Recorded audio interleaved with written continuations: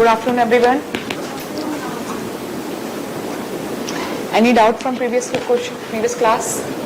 Any question from previous class? Any question from previous class? कोई question नहीं है?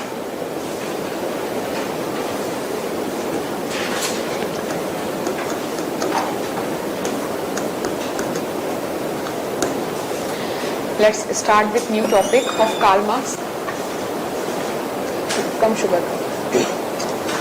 Alienation.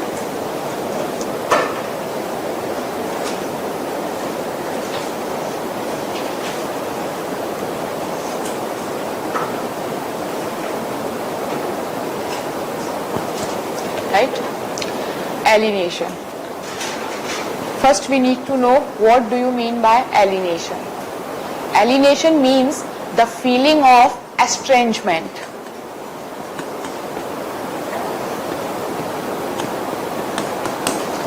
The feeling of estrangement. That means अलगाव की भावना, separation you can say, right? Basically it is a socio-psychological condition, you can say, that a person feel separate or estranged from different things, right? There are so many scholars like Hegel. Hegel talk about, according to Hegel, the alienation means estrangement from truth. Estrangement from truth. Estrangement from truth, that means there is a materialistic orientation is the reason of the alienation. For Hegel, estrangement from truth. Similarly,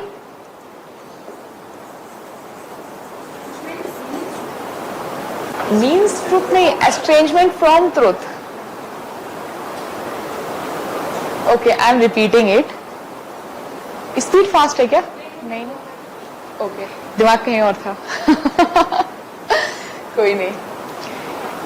Hegel talk about, according to Hegel, the alienation means estrangement from truth, right? Then Hobbes consider that estrangement is nothing but the hijack of freedom, hijack of the freedom on the name of security of life by government. That means क्या हो रहा है इसमें freedom को hijack किया जा रहा है गवर्नमेंट के द्वारा. जो गवर्नमेंट बोलती है ना, हम आपको सिक्योरिटी प्रोवाइड कर रहे हैं, आपकी लाइफ को सिक्योरिटी दे रहे हैं, that is nothing but a estrangement as per Hobbes. That means estrangement क्या है अकॉर्डिंग टू होप्स? होप्स बोलते हैं that hijack freedom on the name of security of life by the government. Clear? Then इसी तरीके से there are so many scholars who talk about the alienation. Now see, Hegel talk about that estrangement from truth. Hobbes talk about that it is the hijacked. Hijacked in what? Hijacked by government. That means this is talking about that estrangement by the government, right? That means only in bureaucracy or only in government institutions, right? Karl Marx rejected all these theories. Karl Marx considered that alienation is the feeling of estrangement and it exists in all the community, all the society. Karl Marx considered that alienation exists in all the societies.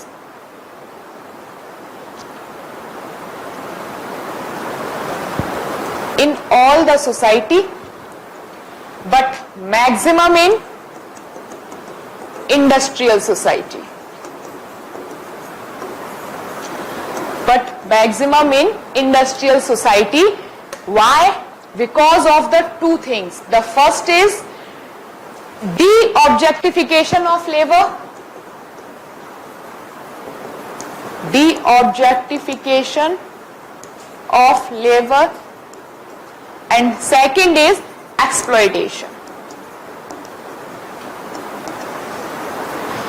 That means Karl Marx rejected all the theories and believed that alienation exists in all the societies, right? And maximum in the industrialized society or industrialization.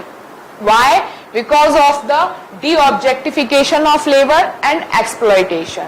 And these two factors to explain this alienation in all the industrial society, he has given 4 dimensions. That is the most important thing. The 4 dimensions. First is alienation from production. Second, alienation from product. Third, alienation from co-workers. And fourth, alienation from self. There are 4 dimensions with respect to alienation given by Karl Marx. Alienation from production, from product, from co-workers and the self. Now we will see one by one. First, alienation from production. Before industrialization, society was egalitarian society. Surplus was there? No. There were no surplus. No. There were no any concept of private property, right? And there were very less or no division of labor, right? That means producer or consumer both are the same. Yes, because जो farming जो भी चीजें हो रही थी, that was for subsistence farming, right? That means produce भी खुद कर रहे थे और consume भी खुद कर रहे थे, for self sufficient, right? Present context में क्या हुआ? That means कितना करना है, कितने previous society में उन जो कंट्रोल था प्रोड्यूसर का, प्रोड्यूस क्वांटिटी में, वो किसका था? कंज्यूमर का था, या जो प्रोड्यूस कर रहा था उसका खुद का था? Yes. Now come to this production. Industrialisation society, the traditional practices methods has been change. किसमें चेंज हो गए? मशीन्स, इक्विपमेंट्स, इनमें चेंज हो गए. अब प्रोडक्शन कंट्रोल किसका आ गया यहां पर प्रोडक्शन में? कैपिटलिस्ट का, और you can say those who are financing the production, उनका कंट्रोल आ गया. अब जब उनका कंट्रोल आ गया तो प्रोड्यूस कौन कर रहा है? लेबर प्रोड्यूस कर रही है. बट कितना प्रोड्यूस करना है, क्या टाइमिंग रहेगी, पर्टिकुलर टाइम में कितने प्रोडक्ट्स बनाने हैं, राइट? ये सब फॉर्मेट जो है, जैसे एक फैक्ट्री है, फैक्ट्री में काम तो लेबर कर रही है, दैट मीन्स प्रोडक्शन कौन कर रहा है? लेबर. लेकिन उसका टेक केयर सारा हर डिसीजन कौन लेता है? Capitalist, right? That means D objectification of labour. Labour को उस प्रोडक्शन से बिल्कुल डिस्कनेक्ट कर दिया गया, सेपरेट कर दिया गया. So labour started feeling alienated from the production. Yes और नो? पहले हर चीज पे राइट्स किसका था? लेबर का था. उसे पता है कि फसल अगर फसल ग्रो करनी है, एग्रीकल्चर ग्रो करनी है, तो वो क्या कर रहा है? एक अपने हिसाब से क्या डाल रहा है? पेस्टिसाइड्स, फर्टिलाइजर सब अपने हिसाब से डाल रहा है. ठीक है. अभी प्रेजेंट कॉन्टेक्स्ट में जो हम लैंड उस पे देते हैं रेंट पे, तो एक पर्टिकुलर अमाउंट फिक्स है, तो उसमें कितना डालना है ये वो डिसाइड करेगा, क्योंकि लैंड उसकी है, राइट? तो वो बोलता है भाई अगर तुम ज्यादा फर्टिलाइजर यूज करोगे तो मेरी तो लैंड खराब हो जाएगी, आगे का क्रॉप कैसे होगा? तो अब काम तो लेबर कर रही है, बट सारे डिसीजन कौन ले रहा है? वो लैंडलॉर्ड्स ले रहे हैं. तो यहाँ पे एलिनेशन, यहाँ पे प्रोडक्शन, काम प्रोडक्शन कौन प्रोड्यूस कौन कर रहा है? Labour, right? वर्कर प्रोड्यूस कर रहे हैं, बट डिसीजन यहाँ पे कौन ले रहे हैं? डिसीजन यहाँ पे कैपिटलिस्ट ले रहे हैं. So that's why worker feeling alienated from the production. उनको प्रोडक्शन बढ़ाना है कैपिटलिस्ट क्लास को. कोई कैपिटलिज्म का कॉन्सेप्ट ही है profit eight any cost, maximum profit. वो क्या करते हैं? वर्कर का ड्यूरेशन ऑफ आवर बढ़ा देते हैं, वर्क का जो ड्यूरेशन है वो बढ़ा देते हैं, राइट? अब वर्कर के ऊपर प्रोडक्शन तुमको मानना पड़ेगा, rules and regulation, right? So alienated from production. Now alienated from product कैसे?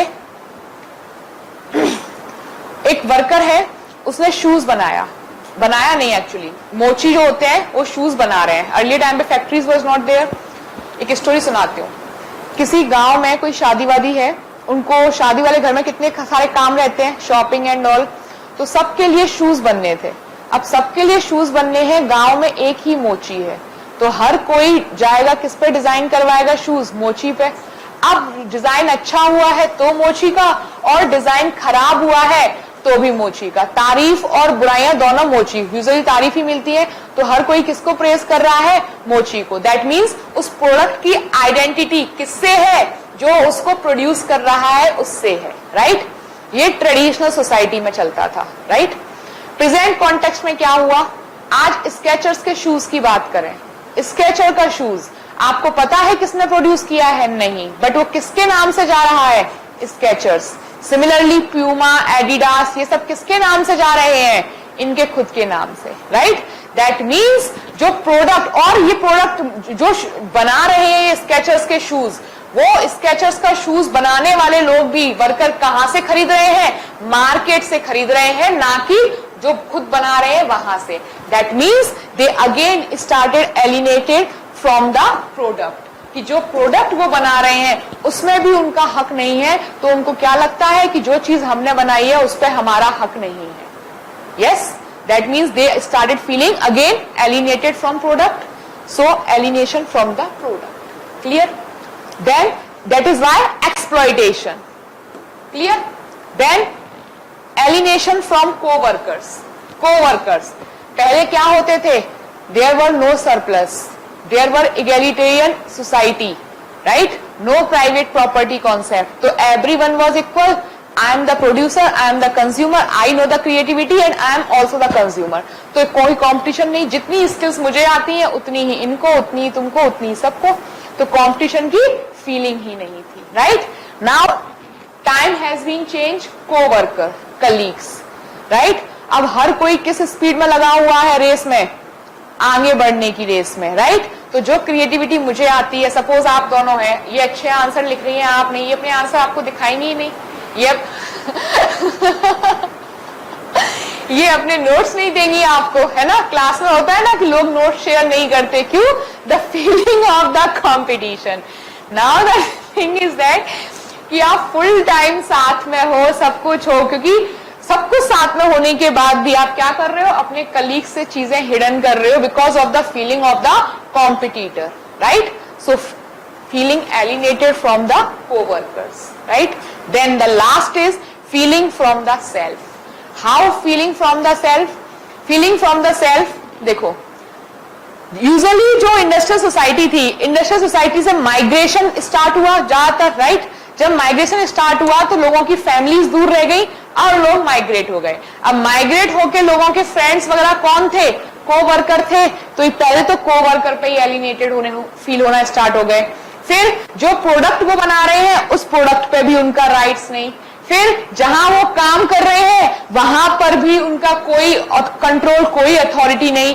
तो एट द एंड जब ये तीनों से एलिनेटेड हो रहे थे तो सेल्फ की व्हाई आई एम हियर, हमारा प्रोडक्शन गया, हमारा प्रोडक्ट गया, हमारे फ्रेंड्स यानी कोवर्कर्स गए, हमारी फैमिली भी हमसे दूर है, so why we are existing here. That consider a feeling of alienation from the self, कि हमें खुद से भी क्या लग रहा है, हम खुद से भी एक हीन भावना, एक अलग से ही हो जाते हैं कि क्यों हम एग्जिस्ट कर रहे हैं। होता है जैसे यूपीएससी की प्रिपरेशन, यूपीएससी की प्रिपरेशन सिलेक्शन नहीं होता तो आप देखना धीरे धीरे आपके सब लोग दूर, कोई फ्रेंड सर्कल कट हो जाता है आपका। इसमें अगर हमने 5 साल दे दिया तो जहां आप पहले वर्क थे वहां पे आपका गैप आ जाता है, राइट। तो एक्सपीरियंस भी जीरो, तो इस तरीके से फिर आपको लगता है क्यों ही मैंने यूपीएससी किया। यस, लगता है कि नहीं लगता? अभी तो नहीं लगेगा, आप लोग तो यंग हो। तो that's why feeling alienated from self, कि एक टाइम के बाद क्या लगता है, feeling of estrangement, feeling of estrangement from self, from coworker, from product and from the production. क्या सेल्फ, क्या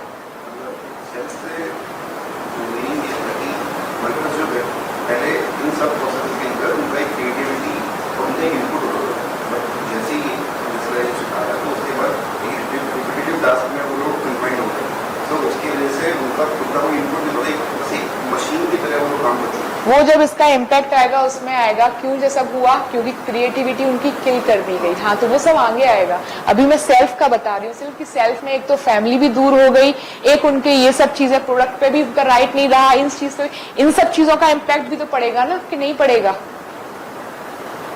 इन सब चीजों का इम्पैक्ट पड़ेगा या नहीं पड़ेगा सेल्फ पे? आप यहाँ यूपीएससी प्रिपरेशन कर रहे हो, आपने क्लास ज्वाइन, आपकी पढ़ाई नहीं हो रही है, पढ़ाई ना होने के बहुत सारे फैक्टर होंगे, उसका इम्पैक्ट आप उसमें काउंट करोगे या नहीं करोगे? करोगे ना। हाँ, तो क्रिएटिविटी आगे आएगी, क्रिएटिविटी तो किल होगी, डेफिनेटली क्रिएटिविटी किल होगी, आगे आएगा वो। अभी यहां तक क्लियर है या नहीं? यहां तक क्लियर। अब इसके बाद एलिनेटेड, जब ये सब चीजें हो रही थी, इंडस्ट्रियलाइजेशन था, अब जब यहां पर जैसे मैंने बताया प्रोडक्शन, अब प्रोडक्शन हुआ, प्रोडक्शन के बाद कई सारी चीजें ऐसी होती हैं कि प्रोडक्ट में आप लोग, जैसे आप लोग यहाँ बैठे हो, आप लोग कुछ ना कुछ आइडिया मुझे देते रहते हो, मैम इसको ऐसे नहीं इस तरीके से स्टार्ट कर लो। लेकिन कैपिटलिस्ट सोसाइटी में क्या था? कैपिटलिस्ट सोसाइटी में देयर वर टू क्लासेस, एक ऑनर एक non owner, that means proletariat और बुर्जुआ। तो बुर्जुआ क्लास जो थी उसके पास सोल अथॉरिटी थी, मतलब जो आपकी नीचे प्रोलिटेरिएट क्लास है उसके पास किसी भी तरीके की कोई पावर, कोई कंट्रोल, कोई अथॉरिटी नहीं थी, राइट? तो उससे क्या हो रहा था? उससे उनकी क्रिएटिविटी भी किल हो रही थी। क्रिएटिविटी एज इन कि जैसे मैं किसी काम को करने में एक्सपर्ट हूं, लेकिन बिकॉज ऑफ द स्किल्स और बिकॉज ऑफ द डिमांड मुझे अपनी क्रिएटिविटी को किल करके किसमें काम करना पड़ रहा है? जो मेरे को वेजेस दे सके, जो डिमांड है उसके अकॉर्डिंग मुझे काम करना पड़ रहा है। दैट मीन्स मेरी क्रिएटिविटी किल होगी।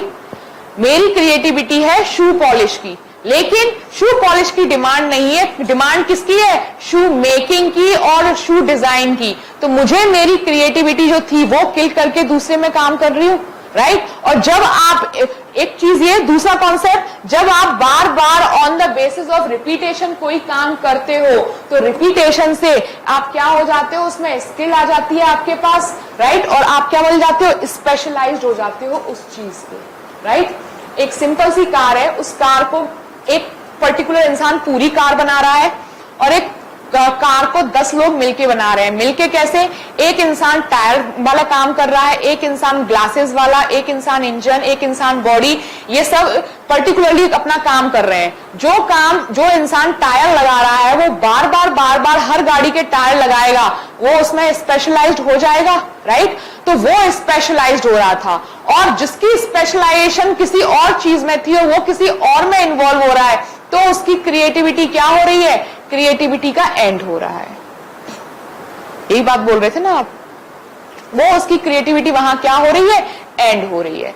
तो बेसिकली ये जो कॉन्सेप्ट था कार्ल मार्क्स का, ये बात कर रहा था कि because of the industrialization, because of the transition of the society from traditional to modern society और industrialize society, people started feeling alienated not from self but from the production, product, co-worker and self also, and उसकी वजह से specialisation का हो रहा, specialisation बढ़ रहा था, and specialisation leads to division of labour, specialisation leads to division of labour, और यहाँ पे जो पर्सन की क्रिएटिविटी थी वो खत्म हो रही थी, किलिंग द क्रिएटिविटी। क्यों?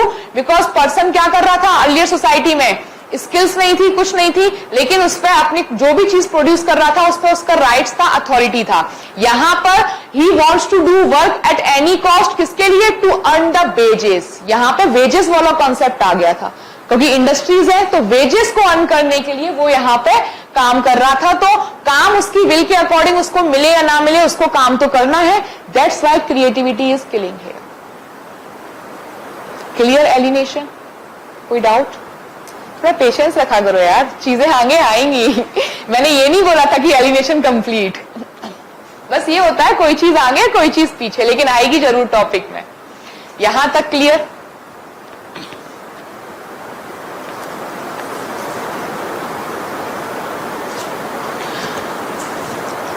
क्या हुआ? मैंने पहले ही बोला था आपको। एक्चुअली क्या है, इसका टेम्परेचर वैसे ही बढ़ाओगे ना आप, रूम एकदम सफोकेटेड होने लगता है।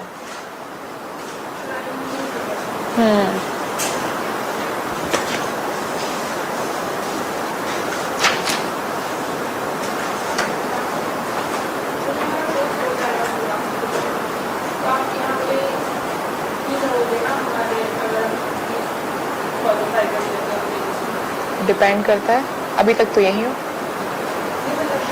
हाँ हाँ हाँ, मैं रोटेट होती रहती हूँ, बट मैं रोटेट ज़्यादा नहीं होती हूँ क्योंकि मैं ऑप्शनल सिर्फ यहीं पढ़ाती हूँ, क्योंकि ऑप्शनल लंबा चलता है तो मैं ज़्यादा लंबा कहीं रुकती नहीं हूँ। तो मैं सिर्फ सोसाइटी की क्लासेस लेने जाती हूँ, तो it will hardly 10 to 12 classes, that is it. तो सिर्फ उनके लिए जाती हूँ। तो ऐसे अहमदाबाद हो गया, आपका पुणे हो गया, जाती हूँ, लेकिन सिर्फ 10 to 12 क्लासेस के लिए, मतलब सोसाइटी की क्लासेस के लिए। और ऑप्शनल सिर्फ यहीं लेती हूँ। लंबा है, 3 महीने एकदम से बाहर रहना पॉसिबल नहीं हो पाता, तो ऐसा है। I will take max to max 90 classes, max। तो हो सकता है आपका 70-80 में ही हो जाए, but I will take maximum 90, उससे ज्यादा नहीं जाएगा। तो उसमें आपका पूरा हो जाएगा इंक्लूडिंग आंसर राइटिंग। हाँ, अक्टूबर तक का मेरा टारगेट है, तो मैक्स अक्टूबर से। अभी तो क्लासेस आप देख ही रहे हो, 3-3 घंटे की होंगी। अब आज ले लूं 6 बजे तक, या 5 नहीं, 5:15, 2 घंटे तो करो।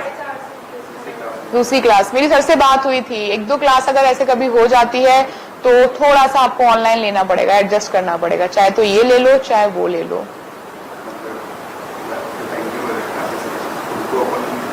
उनको उसी फॉर्मेट में बनाया जाता है कि किसी को दिक्कत ना हो, बट कभी कभार क्लास जो है वो क्लैश कर जाती है।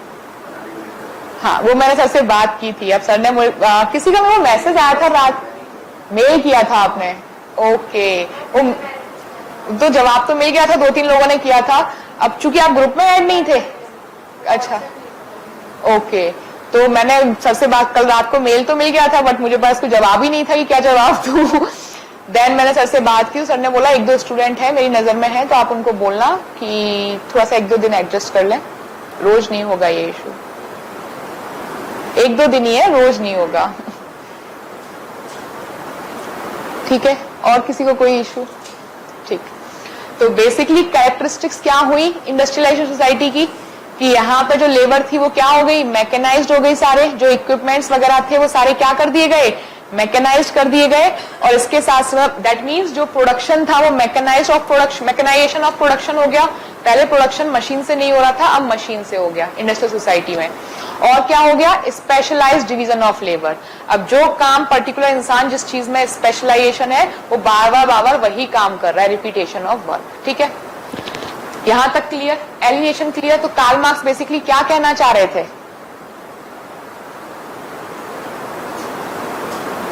लिखो, डेफिनेशन लिखो।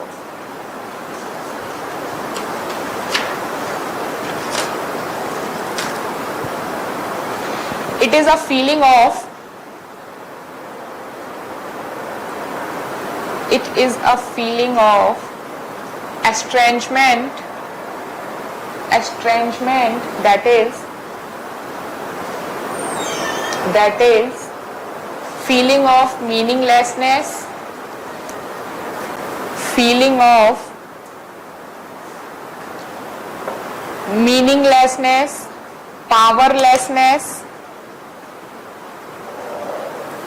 powerlessness and purposelessness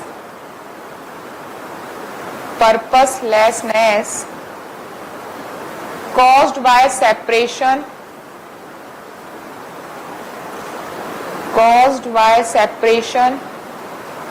and isolation of an individual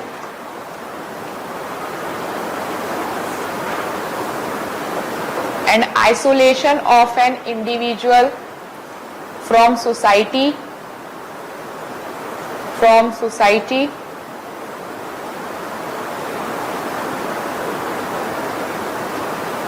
comma work,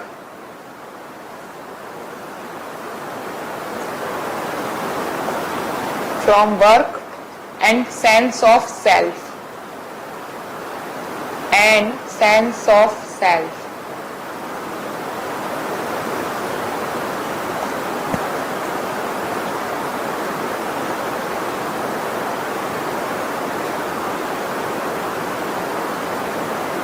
right?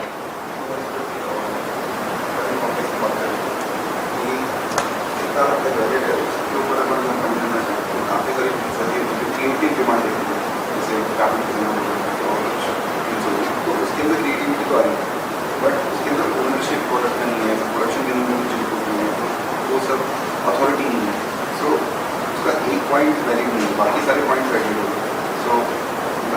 Her case में सारे पॉइंट वैलिड नहीं हो पाएंगे। जैसे फीलिंग ऑफ सेल्फ की बात आती है, पेरेंट्स, जनरल एग्जाम्पल सोसाइटी के पर्सपेक्टिव में बात कर रही हूँ।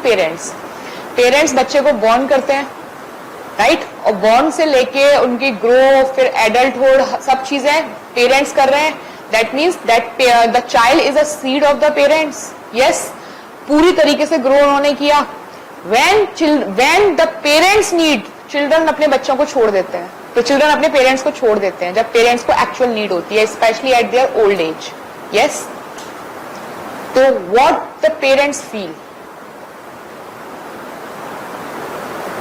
फीलिंग ऑफ एलिनेशन, कि हम एक पॉइंट सोच के देखो कि हमने हमारा बच्चा हमने बड़ा किया, पढ़ाया लिखाया, सारा उसको हर फैसिलिटी प्रोवाइड की, और एट द एंड बच्चे ने क्या किया, मतलब अब बच्चे को एज अ प्रोडक्ट ले लो, प्रोडक्शन किया, उस पर राइट नहीं हुई, बच्चा अपने तरीके से जाना चाहता है कि कैसे कौन से कॉलेज जाना है, क्या जाना है, फर्स्ट थिंग प्रोडक्ट, बच्चा उन पर राइट नहीं, बच्चा मानता ही नहीं है।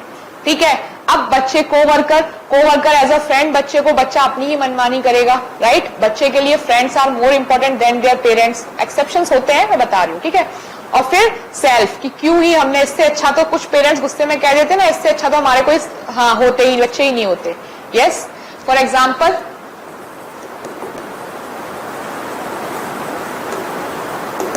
बागवान मूवी, यस और नो, नहीं हंसने वाली बात नहीं है, दिस इज सोसाइटी। बताओ कुछ गलत कह रही हूं, दिस इज द रियलिटी, है या नहीं है।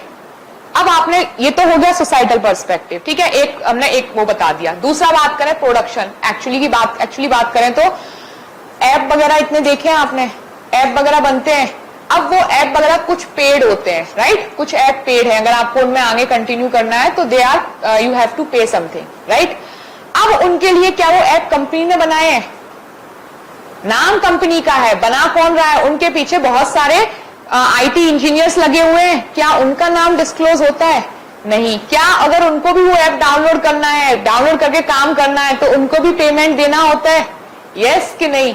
तो फिर ये क्या है? एलिनेटेड। क्या प्रेजेंट कॉन्टेक्स्ट में जो एलिनेशन है, क्या वो वर्क कर रहा है? डेफिनेटली कर रहा है।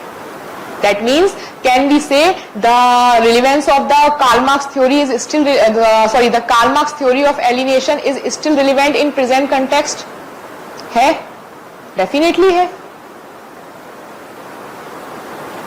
अब डेफिनेटली है, लेकिन कुछ लोग इसके अगेंस्ट में आएंगे, क्रिटिसाइज करेंगे कार्ल मार्क्स को।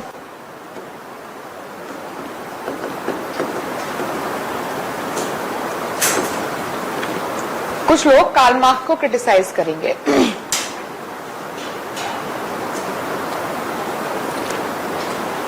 कार्ल मार्क्स क्या कह रहे थे? Karl Marx considered that alienation exists in all the society. Yes, there is a scholar C.W. Mills. C.W. Mills कहते हैं, Karl Marx कह रहे थे all the society, but maximum in industrial society. That means इनका major focus किस पे था? Industrial society पे, right? C.W. Mills criticized him by saying that alienation not only present in industrial society but also as a service sector. Service sector. For example, हम बात करें air hostess. Air hostess, आप उनको गाली दो, कुछ भी करो, मतलब गाली इन द सेंस आप उन पे गुस्सा हो रहे हो, तब भी वो आप पे रूड नहीं हो सकती। उनका काम ही है आपको मुस्कुराकर जवाब देना। यस और नो? सोचो कितना गुस्सा आता होगा जब सामने कस्टमर उनके साथ वेल बिहेव नहीं कर रहा है, बट उनका काम क्या है? स्माइल के साथ जवाब देना। तो they will not feel alienated from the self. करेंगी या नहीं करेंगी? डेफिनेटली करेंगी, राइट। Then receptionist. रिसेप्शनिस्ट का काम क्या है? उनको भी आपको हर तरीके की इंफॉर्मेशन प्रोवाइड करना विद अ स्माइल। यस और नो? यस और नो? तो अगेन दे फीलिंग एलिनेटेड। तो C.W. मिल्स कह रहे हैं कि alienation exist not only in industrial society but industrial sector, but also in the service sector. Service sector में भी होता है आपका एलिनेशन। और कार्ल मार्क्स किस पे फोकस कर रहे थे? मेजोरिटी किस पे? इंडस्ट्रियल सेक्टर पे। यस, कार्ल मार्क्स एक और चीज बोलते थे। कार्ल मार्क्स बोल रहे हैं कि जब एलिनेशन होता है, worker 1, worker 2 all feeling alienated and the solution of the alienated is only one solution, that is revolution। कि जब फ्रस्ट्रेशन बहुत ज्यादा हो जाएगा, लोग आपस में एक्सप्लॉइटेशन बहुत ज्यादा होने लगेगा, ये आपस में सारे एलिनेटेड लोग यूनाइट हो जाएंगे और जिसके अगेंस्ट इंडस्ट्री कैपिटलिस्ट है उसके अगेंस्ट क्या करेंगे, रिवॉल्ट करेंगे। क्यों? देयर आर 2 सोसाइटीज, ये 2 ही उसकी बात कर रहे हैं क्लास की, क्लास 1, क्लास 2। क्लास 1 आपकी बुर्जुआ क्लास, क्लास 2 प्रोलेटेरिएट क्लास। जब इनमें सेल्फ कॉन्शियसनेस क्रिएट होगी तो ये क्या करेंगे, ये रिवॉल्ट करने लगेंगे, सारे यूनाइट होकर revolt, and ultimate solution is the revolution only, right. यहां पे मर्टन इनको फिर क्रिटिसाइज करते हैं by saying that people may रिवेल, इट इज नॉट श्योर कि पीपल रिवेल करें ही, because Merton talk about the middle range theory. Next अपना थिंकर मर्टन होगा, है ना। तो पीपल मे रिवेल, जरूरी नहीं है कि वो रिवेल ही करें।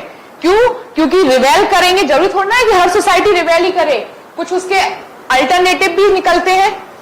फॉर एग्जाम्पल आज इनकी क्लास 4:30 बजे की जीएस की है, एनवायरमेंट चल रहा है, क्या चल रहा है, इकोनॉमिक्स। इनकी क्लास 4:30 बजे की है, अपना चल रहा है यहाँ पे सोशियोलॉजी। अब जरूरी थोड़ा ना ये जाके ऑफिस में लड़ाई करें, रिवेल। कार्ल मार्क्स क्या कह रहा था, people will रिवेल।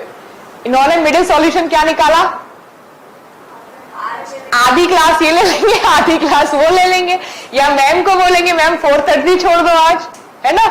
That means middle solution की बात कौन कर रहे हैं, मर्टन कर रहे हैं। मर्टन सबसे इजी थिंकर है समझने के लिए, हमेशा ना लेफ्ट जाना ना राइट, न्यूट्रल रहना है चीजों में। क्लियर? तो people may reveal, not sure but people may reveal, ये बात करते हैं, ठीक है।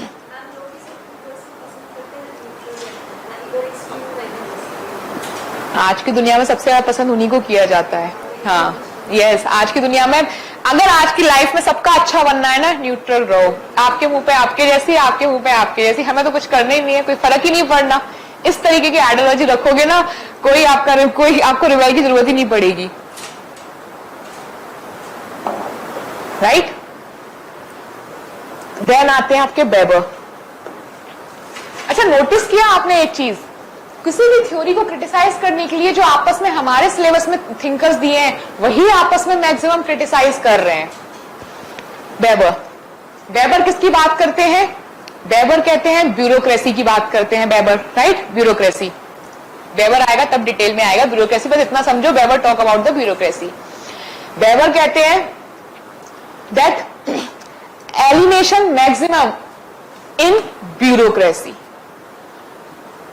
एलिनेशन मैक्सिमम, वो कार्ल मार्क्स कह रहे थे इंडस्ट्रियल सोसाइटी में है, बेवर कह रहे हैं नहीं, इंडस्ट्रियल सोसाइटी में नहीं, ब्यूरोक्रेसी में है। क्यों?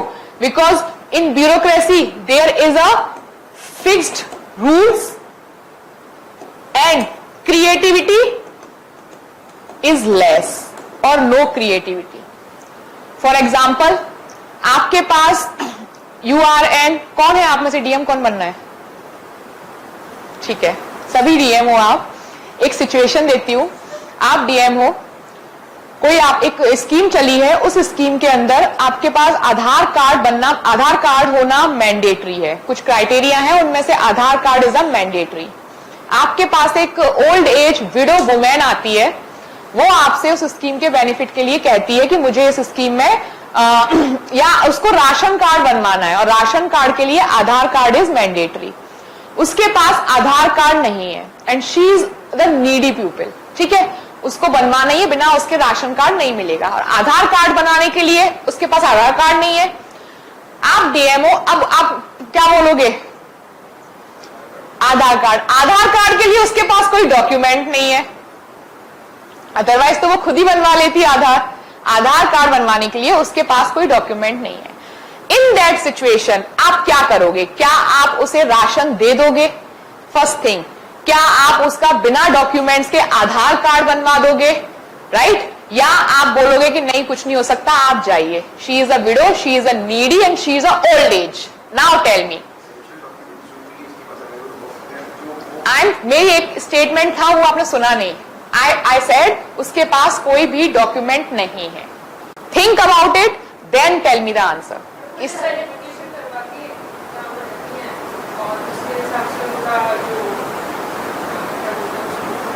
प्लेस के लिए जो सर्टिफिकेट बनता है वो निवास प्रमाण पत्र मूल्य, हाँ. और वो डॉक्यूमेंट के आधार कार्ड उसके लिए भी जो मूल निवासी है उसके लिए आपको पता होना चाहिए कि डॉक्यूमेंट्स चाहिए होते हैं.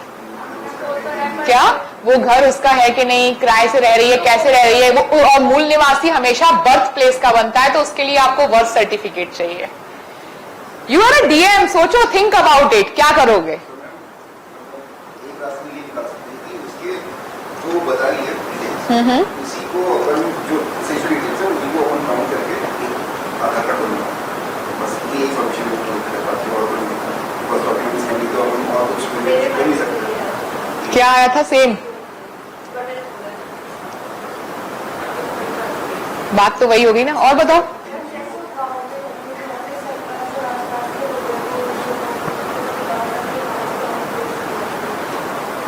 Do you seriously think so कि डीएम उसके गांव जाएगा, सब ऑर्डिनेट को बोल देगा कि इसके जो भी चीजें हैं बैकग्राउंड में वो देखो. अब क्वेश्चन ये नहीं है, ये तो मैंने आपसे पूछा what you will do. That means you are bound by the rules and regulation and it kill your creativity. Yes और नो, क्वेश्चन ये था. यस, वेवर इसी की बात कर रहे हैं. So you feel alienated that I am the DM, still I am unable to solve the problem of such lady, of the needy pupil. Yes or no? ये weber बात कर रहे हैं. कितना स्मार्टली बात कर गया ना वेबर. ये वेबर बोल रहे हैं कि कार्ल मार्क्स, इसीलिए उन्होंने क्रिटिसाइज किया. Karl Marx consider that alienation occur in mainly in industrial society. Weber criticized while saying this that maximum alienation is in bureaucracy because of the fixed rules, regulation and it kills your creativity. इसलिए यहां पर है. अब अगर यहाँ पे DM चाहते, DM rules regulation में नहीं फंसे होते तो डीएम क्या करते, एक उनको एक ऑर्डर देना था कि इनका आधार कार्ड बनवाइए. Yes, but there is a process, rules regulation. DM उसके अगेंस्ट नहीं जा सकते. यस, और एक इंसान के लिए डीएम रूल्स रेगुलेशन भी नहीं बदल सकते. नहीं तो कर तो रहे हैं एक प्रोसेस के थ्रू. आपने बताया ना गांव जाएंगे, it is a case study basically.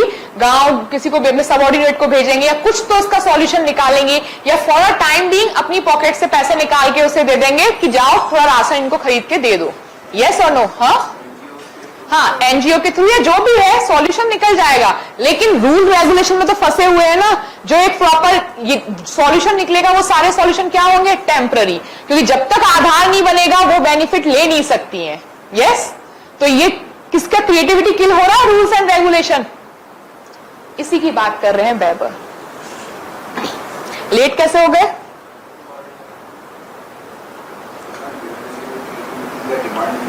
हाँ बिल्कुल है, बिल्कुल है. मैं बताती हूँ कैसे है. आप कहीं पे कोई भी चीज, सपोज आप इलेक्शन करवा रहे हो, मैं तो बहुत बड़ा एग्जांपल दे रही हूँ. आप इलेक्शन करवा रहे हो, लोगों में अवेयरनेस नहीं है. आप उस क्रिएटिविटी को अपना यूज करो कि यहाँ के लोगों जो राशन कार्ड आ रहे हैं उनको राशन तभी मिलेगा, राशन कार्ड वालों को, जब वो अपना वोट डालें. इससे क्या हो गया, चूंकि हमारा कॉन्स्टिट्यूशन फंडामेंटल राइट्स की बात कर रहा है तो राइट टू वोट तो हमारा राइट है, but right not to vote भी हमारा ही वो हो जाती है. ड्यूटी हम उसको फुलफिल नहीं कर रहे हैं प्रॉपर तरीके से. डीएम चाहे तो हर चीज को, वो कहते हैं ना कोई चीज प्यार से नहीं तो अपन उससे करवा सकते हैं. डीएम आसानी से कोई भी चीज करवा सकता है, कोई भी चीज, क्योंकि सोल अथॉरिटी है भाई, डिस्ट्रिक्ट की हेड. इतना पावर आईपीएस के पास नहीं है जितनी पावर डीएम के पास है. सारी फाइनेंशियल, जितनी भी फाइनेंशियल स्कीम्स आती है, स्कीम्स से रिलेटेड फाइनेंस आता है, वो सब डीएम के पास आता है. डीएम उसको डिस्ट्रीब्यूट करता है. जितने आपके टीएचक्यू, पीएचडी, पीएचई वगैरह जितने भी डिपार्टमेंट है, ये सब आपके डीएम के अंदर आते हैं. हर किसी का हेड कौन है, डीएम ही है एट द एंड. तो जो भी चीजें हो रही हैं, तभी तो सुपीरियर बहुत स्ट्रांग पोजीशन है. बट डिपेंड करता है पर्सन टू पर्सन. आप एक सिंपल सी चीज सोचो, कितने ही काम करते हैं हर साल, अप्रोक्सीमेट 200 आईएएस आईपीएस निकलते हैं. उनमें से एक्चुअल काम के लिए, इंस्टाग्राम पे फेमस है, मैं उसकी बात नहीं कर रही हूँ, एक्चुअल काम के लिए कितने ही लोग फेमस हुए हैं. हर साल 1 या 2 फेमस अपने काम के लिए, विथ टाइम वो भी। हर साल 200 IAS IPS निकल रहे हैं, उनमें से 1 या 2 विथ टाइम अपने काम के लिए फेमस होते हैं, बाकी को कोई नहीं जानता। यस और नो? दैट मीन्स वो क्रिएटिविटी अपनी निकालना ही नहीं चाहते हैं। सब में क्रिएटिविटी है, बट डिपेंड करता है कि आप उस पर कितना वर्क कर रहे हो। कोई नहीं करना चाहता, हर कोई सोच, आप समझो किसी पर्टिकुलर सिस्टम को, जो सिस्टम ऑलरेडी एग्जिस्ट है, उसको चेंज करना is not that easy. Efforts लगेंगे, कौन एफर्ट्स लगाना चाहेगा? कोई नहीं। कौन एफर्ट्स लगाना चाहेगा? कोई भी नहीं लगाना चाहता। और जो लगाते हैं उनके देखो टाइम टू टाइम 1 साल में कितने ट्रांसफर होते हैं। This is called creativity. अब डिपेंड करता है कौन किस उसमें लगा रहा है। Clear? Weber clear? Criticism, then Blauner. Blauner कहते हैं alienation depend on technology. Alienation depend on technology.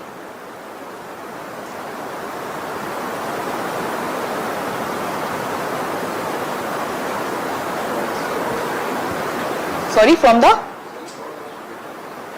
let me tell you, alienation depend on technology. Technology as in कोई इंसान पर्टिकुलरली कोई काम कर रहा है। पहले ट्रेडिशनल सोसाइटी में सपोज अपना ही एग्जांपल लो, अपनी इंडियन सोसाइटी कैसी सोसाइटी थी? Handicraft industries were there, right? Handicraft industries were there.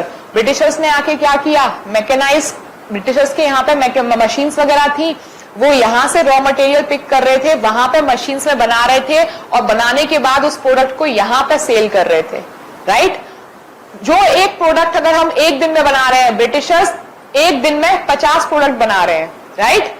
तो 50 प्रोडक्ट बना रहे हैं, तो उनको, और एक प्रोडक्ट हमारा हैंडमेड है, हम कितने में बेच रहे हैं, सेल कर रहे हैं उसको 100 रुपीज। ब्रिटिशर्स अगर 50 में भी सेल कर रहे हैं तब भी वो प्रॉफिट में है, राइट? आप कौन सा प्रोडक्ट खरीदोगे? सेम प्रोडक्ट है आपके पास, आप कौन सा खरीदोगे? 100 रुपए वाला या 50 रुपए वाला? ऑफकोर्स 50 रुपए वाला। यस, आपको सिंपल ये मग लेना है, ये मग हाथ से भी बना हुआ है और ये मग मशीन का है, आपको तो चाय पीने से मतलब है ना? यस और नो? तो आप तो 50 रुपए वाला लोगे ना, कोई गिर के टूटने तो दोनों ही है। यस और नो? तो ब्रिटिशर्स ने इस तरीके से क्या किया? हमारी हैंडीक्राफ्ट इंडस्ट्रीज को पूरी तरीके से बर्बाद, खत्म ही कर दिया। डी इंडस्ट्रियलाइजेशन ब्रिटिशर्स ने किया इसकी वजह से, राइट? ब्लॉनर कह रहे हैं the alienation depend on the technology. अब क्यों खत्म हुआ?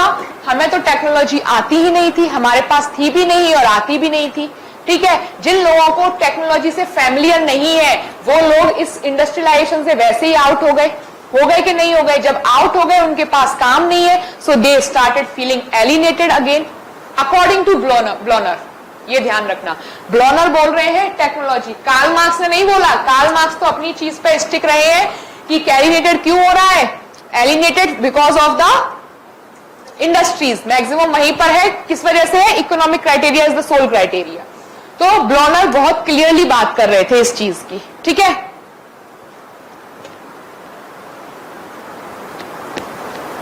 क्लियर यहां तक?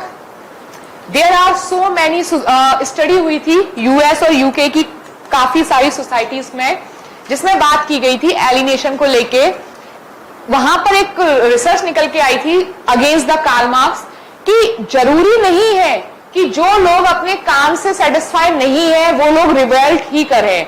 जैसे प्रेजेंट कॉन्टेक्स्ट में हम बात करते हैं, in present context if you are working in MNC and you are not satisfied with your work, क्योंकि प्रोडक्ट, आप पे प्रोडक्ट पर कंट्रोल नहीं, प्रोडक्शन पे नहीं, कोवर्कर नहीं, तो अब आप क्या करोगे? रिवोल्ट करोगे? नहीं। सिंपल से लोग क्या करते हैं आज के टाइम पे?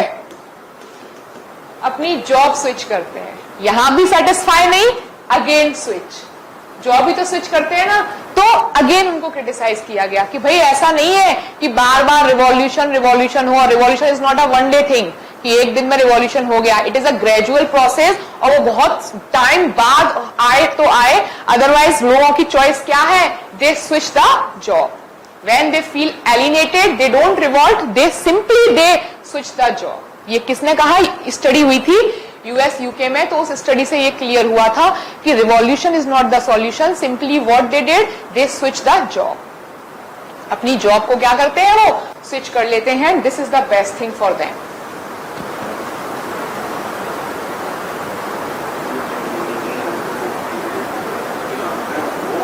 जो जानते हैं वो, उनकी क्रिएटिविटी खत्म हो गई. वो मार्क्स वाली थ्योरी, उनकी क्रिएटिविटी खत्म हो गई. क्यों? क्योंकि उनको पता ही नहीं, मतलब उनको काम वो दिया गया जिसकी नीड है, मतलब जिसकी जरूरत है सोसाइटी में, ना कि वो जो उनको आता है. सपोज किसी का काम है, सिंपल सी बात करूं, किसी का काम है ये पेन है, ठीक है, किसी का काम है इस पेन को, पेन के सारे पार्ट्स को ऐड करके वो करना, लेकिन उसकी नीड ही नहीं है ऑलरेडी. जो इसमें भी क्या होते हैं वर्कर, 3 तरीके के हो गए, स्किल्ड, सेमी स्किल्ड और नो स्किल्ड और लेस स्किल्ड, नॉन स्किल्ड जिसको बोलते हैं. ठीक है, अब जिस बहुत बेस्ट टेक्नोलॉजी जो है उसमें तो स्किल्ड उनको आता है सब कुछ, सेमी स्किल्ड में कुछ कुछ आता है, कुछ कुछ नहीं आता, या प्रॉपर तरीके से नहीं आता. नॉन स्किल्ड को तो कुछ भी नहीं आता. तो ये जो स्किल्ड वाले हैं इनको तो अपग्रेड हो जाएंगे, लेकिन इसमें कई ऐसे होंगे जिनको बहुत न के बराबर चीजें आती हैं. तो वो कैसे करेंगे? दे स्टार्ट एलिनेटेड, या फिर वो जॉब ले रहे हैं, किसके बेसिस पे लेंगे? फिर वेजेस के लिए उनको जॉब चाहिए, तो वो क्या करेंगे? अपनी स्ट्रीम को स्विच करेंगे. एक और एग्जांपल, इससे रिलेट नहीं होगा बट अगर कर पाओ तो. स्टार्टिंग में आपने क्या किया? यूपीएससी का प्लान नहीं था, क्या किया? इंजीनियरिंग की.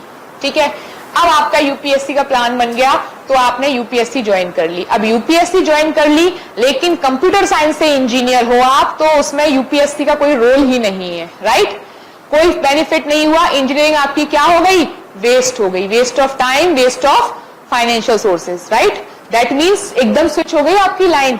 यही चीज यहाँ है कि आप किसी चीज में काम कर रहे हो और एट द एंड उसकी नीड ही नहीं है सोसाइटी में, कोई क्रिएटिव जॉब ही नहीं निकल रही है, तो आपको स्विच करना पड़ेगा या नहीं करना पड़ेगा? सेमी स्किल्ड वालों के साथ यही होता है ज्यादातर. उनको basically they want to fulfil their wages, तो उसके लिए जहां काम मिल रहा है वो करने को रेडी है. Is it clear? इसलिए आपने देखा होगा कुछ लोग की डिग्री बहुत हाई है, लेकिन अपनी डिग्री के अकॉर्डिंग वो काम कम लेवल का काम कर रहे हैं. अनएम्प्लॉयमेंट जिसको बोलते हैं. कौन सा अनएम्प्लॉयमेंट होता है? जहां क्राइटेरिया फुलफिल नहीं हो पाता उनकी एजुकेशन के अकॉर्डिंग.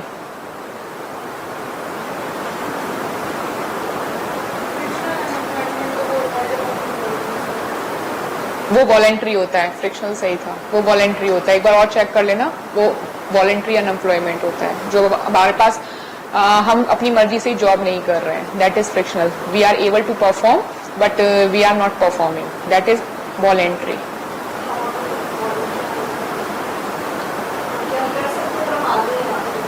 हाँ, तो यू कैन से, लेकिन वो हाँ बिल्कुल, इवन कास्ट और पैट्रियार्की के बेसिस पे भी होता है voluntary. That there are so many womens who are capable and who can do job, better job, but चूंकि पैट्रियार्कल सोसाइटी है तो वो वुमेन को घर से बाहर निकलने ही नहीं दे रहे जॉब करने के लिए. तो इसमें फोर्स है, बट है तो ये कि कर सकते हैं लेकिन कर नहीं रहे हैं. Right, that is consider as voluntary unemployment. यहां तक clear? This is all about the Karl Marx. अब कोई डाउट है? अब कुछ छूटा है तो अब बोलो. तो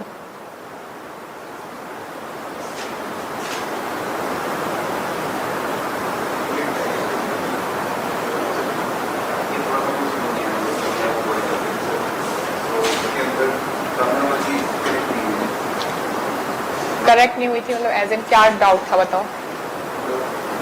समझ में नहीं आता उनका मतलब नहीं है, ये इससे बताना नहीं चाहिए. एक टूल है इससे अपन जैसे कोई चीज है, फिनोमेना, उसको अपन अंडरस्टैंड करेंगे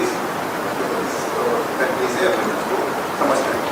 तो वो जो चीज है डायरेक्ट चीज क्या है, देखो मैं बताती हूँ. हेगल सिंपली बात कर रहे थे. हेगल कह रहे थे, हेगल बेसिकली एक लिबरल वो थे. हेगल सिंपल बात कर रहे थे कि सोसाइटी में हर चीज जो एग्जिस्ट करती है, जो भी चीजें सोसाइटी में होती है, वो क्या है? उनके पीछे एक रीजन है, दैट इज आइडिया. कि आप सोसाइटी में आज यहाँ यूपीएससी करने आए हो, इसके पीछे भी पहले आइडिया आया होगा, तब आपने यूपीएससी का सोचा. ठीक है, तो हर चीज के पीछे आइडिया है. That means idea is supreme, ये हेगल कहते हैं. ठीक है, कार्ल मार्क्स भी हेगल को फॉलो करते थे, लेकिन विथ टाइम एक ग्रुप बन चुका था वहां पे, that is consider as young Hegelian group. तो वो रेडिकल थॉट भी रखता था। Karl Marx with time gradually उनसे ज्यादा इन्फ्लुएंस हुए। जब उस चीज को वो पढ़ रहे थे, उन ग्रुप से इन्फ्लुएंस हुए, तो कार्ल मार्क्स ने कई सारी स्टडीज करने के बाद कार्ल मार्क्स इस कंक्लूजन में पहुंचे कि ये जो बोल रहे हैं आइडिया इज सुप्रीम, वो ठीक है, लेकिन नहीं, आइडिया सुप्रीम नहीं है। क्यों?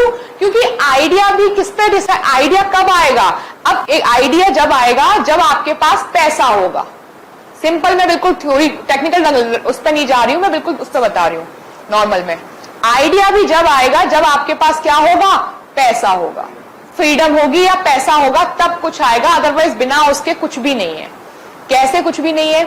सिंपल सी चीज है, आप किसी सोसाइटी में रह रहे हैं, अब सोसाइटी में काम करने के लिए आपका आइडिया की ज्यादा इंपॉर्टेंस है या एक जिसके पास फाइनेंशियल पावर है उसकी ज्यादा इंपॉर्टेंस है? फाइनेंशियल पावर है जिसकी इंपॉर्टेंस है। और आइडिया, जब फाइनेंशियल पावर है तो आइडिया जो आएगा वो किसके फेवर में आएगा? सोचो जरा, जिसके पास इकोनॉमिक पावर है। दैट मीन्स कैन बी से कि जिसके पास इकोनॉमिक पावर है उसके पास ही पॉलिटिकल पावर या उसके फेवर में रहेगी political power. Yes, that means laws, rules, regulation जो गवर्नमेंट भी बनाएगी तो वो किसके फेवर में बनाएगी?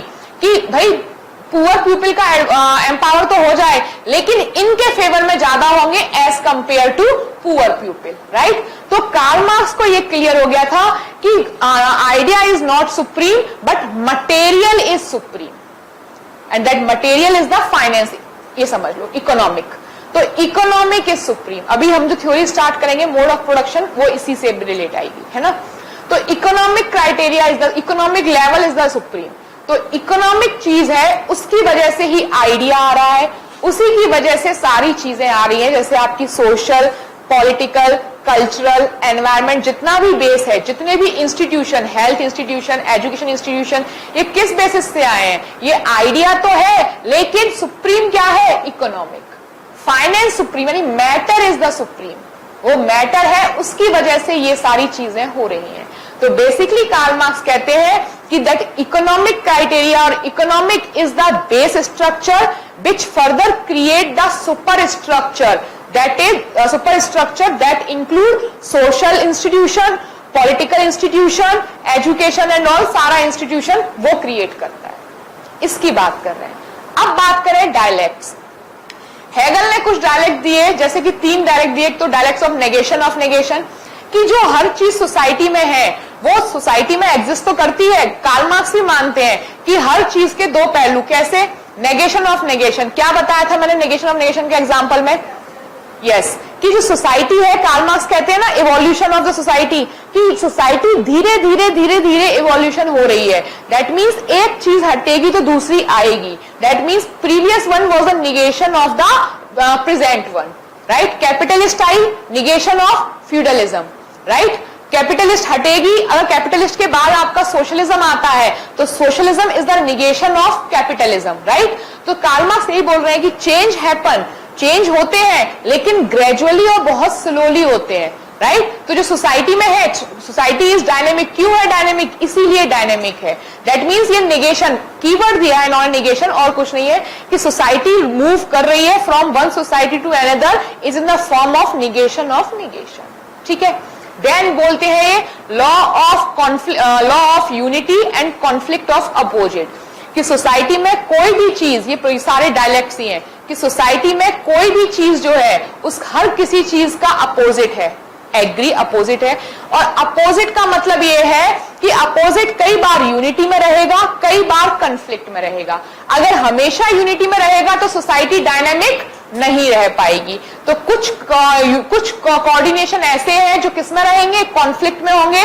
जैसे आपकी फ्यूडल सोसाइटी और आपकी कैपिटलिस्ट सोसाइटी। अब फ्यूडल सोसाइटी में जब थे तो लैंडलॉर्ड और आपके लॉर्ड एंड सर्फ 2 थे, सो सिस्टम अच्छे से चल रहा था। लेकिन फिर बाद में क्या हुआ? एकदम से स्ट्राइक किया सर्फ को, धीरे धीरे ग्रेजुअली हुआ कि जो लॉर्ड है वो हमें एक्सप्लॉइट कर रहे हैं। उन्होंने रिवॉल्ट करना स्टार्ट किया तो कन्फ्लिक्ट हुआ।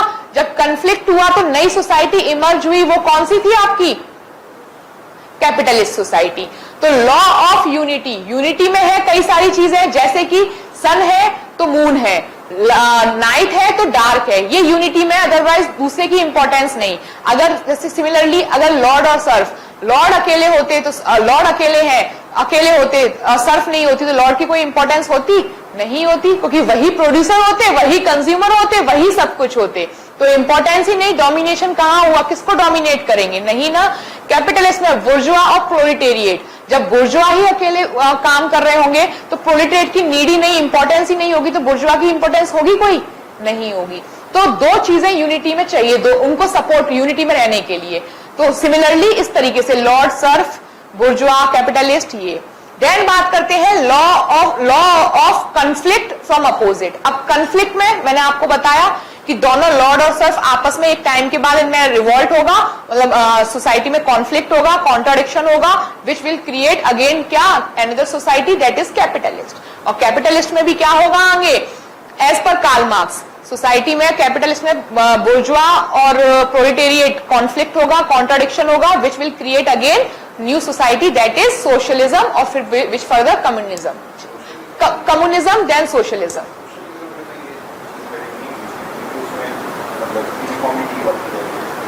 नहीं सुनो, कार्ल मार्क्स में फिर सुनो, कार्ल मार्क्स ने जो 6 सोसाइटी दी हुई है उसमें कार्ल मार्क्स ने दी है, वो एज्यूम कर रहे हैं कि सोशलिज्म आएगा। इनका क्रिटिक्स आएगा, वो कहेगा कि सोशलिज्म नेवर एग्जिस्ट।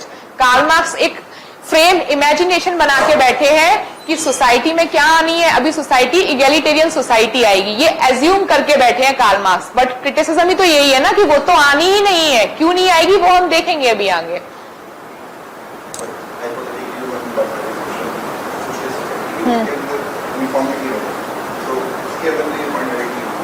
कौन सा?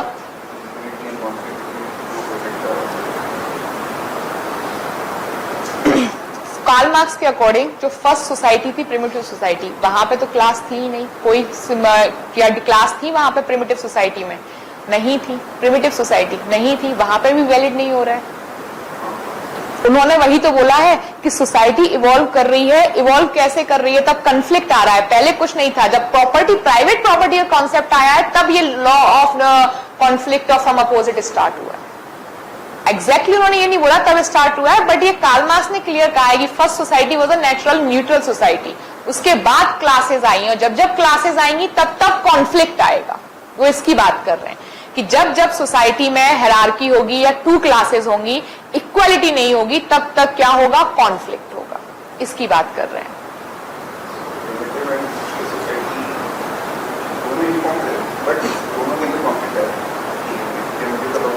प्रिमिटिव का कॉन्फ्लिक्ट क्या आया आपका, private property, surplus, private property नहीं आया, प्राइवेट प्रॉपर्टी आपका एंशिएंट ऑफ फ्यूडलिज्म से स्टार्ट हुआ है, प्राइवेट सरप्लस प्रोडक्शन हुआ जिससे आपकी फ्यूडलिज्म आया, वहां से फिर प्राइवेट प्रॉपर्टी कॉन्सेप्ट आया।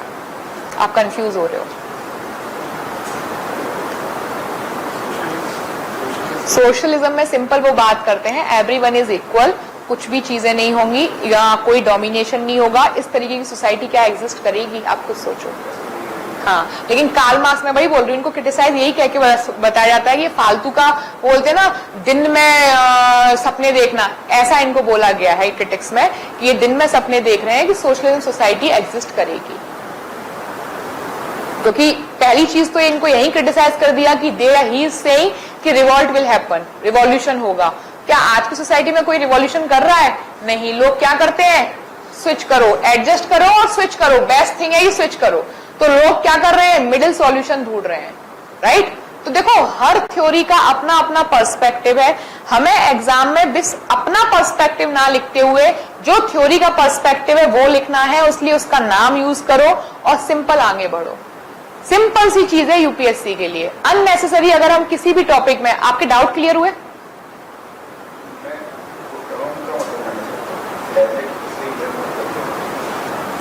डायलेक्ट से मतलब क्या है? अच्छा, मैंने लेक्चर लिया था, किसी को क्लियर हुआ या सिर्फ ये डाउट इनका है, बाकियों का डाउट नहीं है, तो मतलब बाकियों को क्लियर है?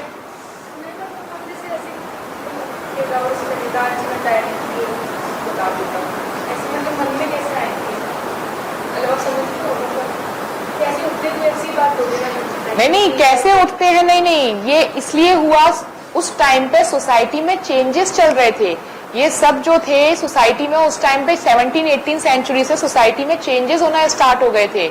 मैंने आपको पूरा तो बैकग्राउंड बताया मॉडर्न, है ना, तो उसी से ये सब निकले हैं कि सोसाइटी चेंज हो रही है, सोसाइटी में बहुत सारी चीजें, मोड ऑफ प्रोडक्शन बदल रहा है, लोगों का थिंकिंग बदल रहा है, जो सोल यूनिटी थी, रिलीजन, लोग उसके अगेंस्ट जा रहे हैं, रोमन कैथोलिक के अगेंस्ट गए थे लोग, राइट। तो ये सब चीजें हो रही हैं, इतने सारे चेंजेस हो रहे हैं, तो लोगों को लगा कि भाई हमें अब स्टडी करना है सोसाइटी। जब इंडस्ट्रियलाइजेशन आ रहा है तो इससे इकोनॉमिक होगा, तो होगा सोसाइटल पे क्या इम्पैक्ट पड़ेगा सोसाइटी पे। तो लोगों ने कहा डिवीजन ऑफ लेबर, पहले क्या था सोसाइटी में, डिवीजन ऑफ लेबर नहीं था, अब डिवीजन ऑफ लेबर। क्या division of labour unity maintain करेगा, क्योंकि पहले नहीं था तो यूनिटी तो मेंटेन थी, क्या आज भी करेगा, ये स्टडी बना दी उन्होंने।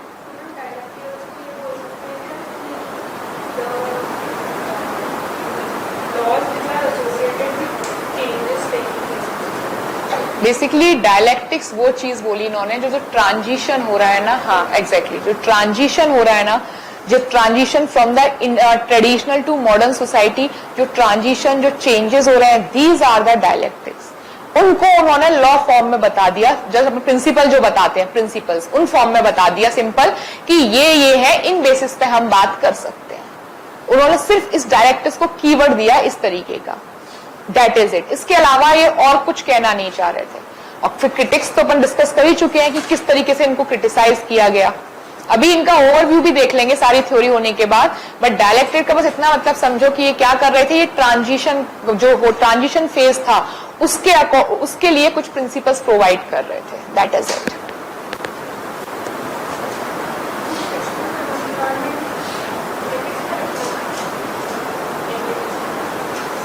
नहीं, ये तो मैंने आपको वॉलेंट्री ना ना ना ना ना, मैंने किस कॉन्टेक्स्ट में बताया था ये? नहीं, ये यहाँ ऐड नहीं करना है, यहाँ ऐड नहीं करना है ये।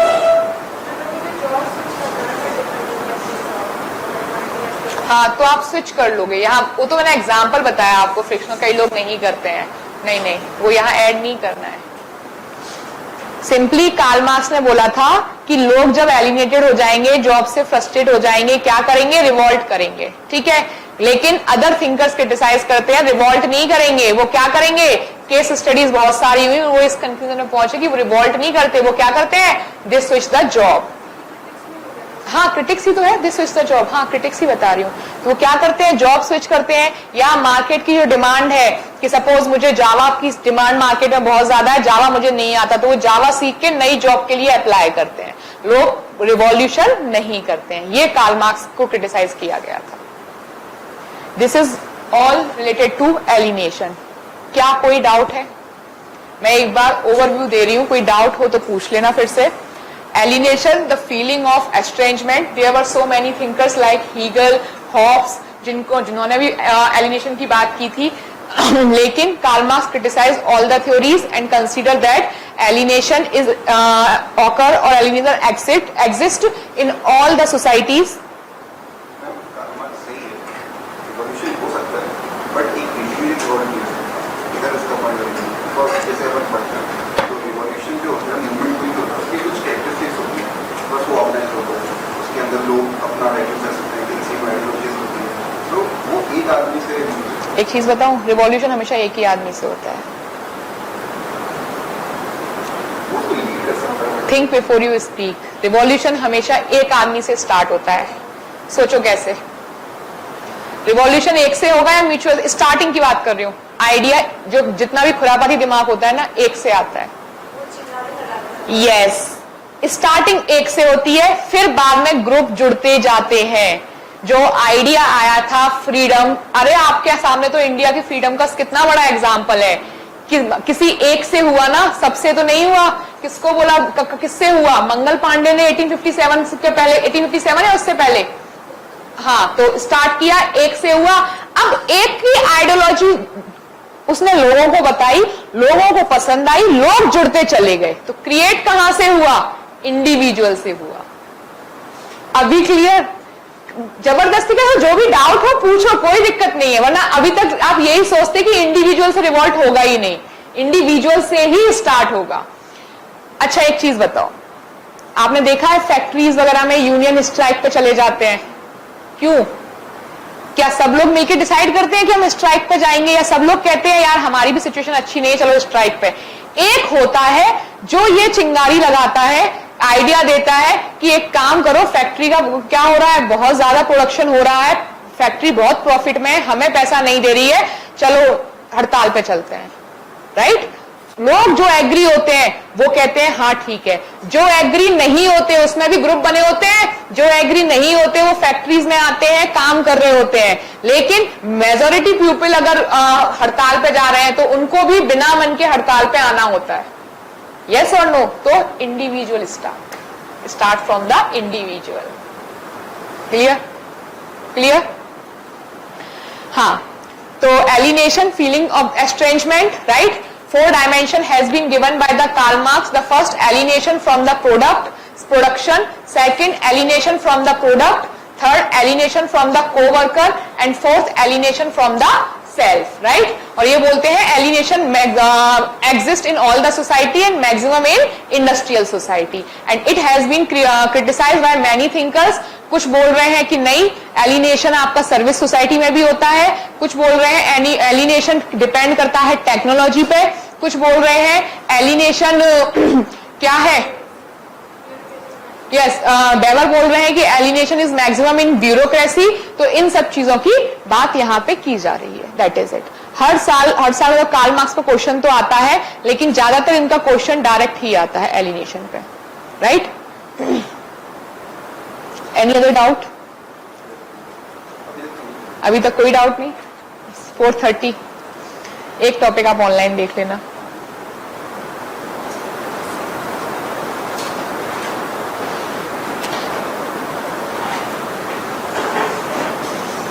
Okay,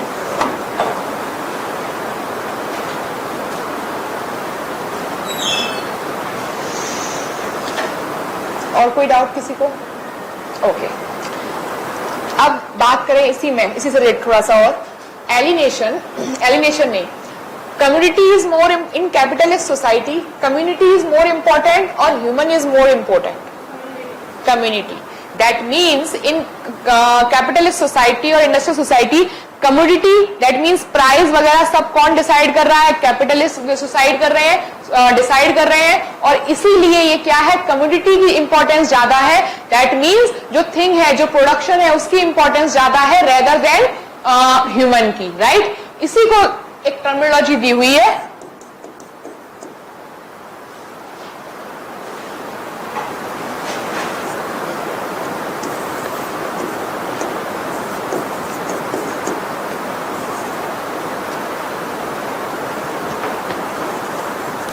fetishism of commodities. Fetishism of commodities.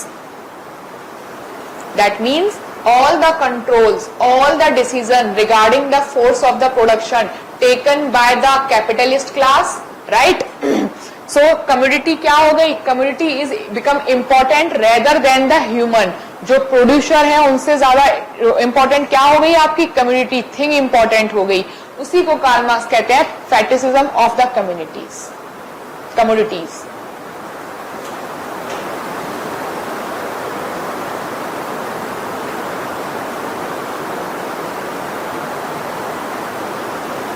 Clear? सोचो, हम कम्युनिटीज को बना रहे हैं, we are creating them, still हम उस पर, हमारी उस पर कोई पावर नहीं है, राइट? हम उसको क्या कर रहे हैं? हमारी कोई वैल्यू नहीं है, बनाई हमने है लेकिन हमारी ही कोई वैल्यू नहीं है ना। हम ये इसके साथ हमें कोई टैग मिलता है कि this is produced by us.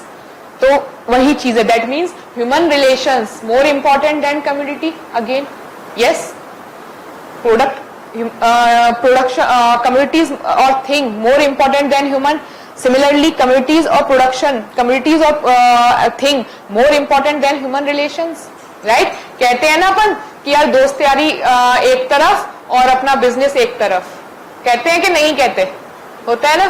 That means कि अपन साथ में जा रहे हैं, वो सब, अब हम साथ में बिजनेस कर रहे हैं, वो अलग कर रहे हैं, लेकिन फाइनेंशियल, अपने पर्सनल रिलेशंस एक तरफ रहेंगे। फाइनेंशियल रिलेशंस के बीच में पर्सनल रिलेशंस नहीं आने चाहिए। उसी की तो बात हो रही है, फेटिसिज्म of commodities. Clear?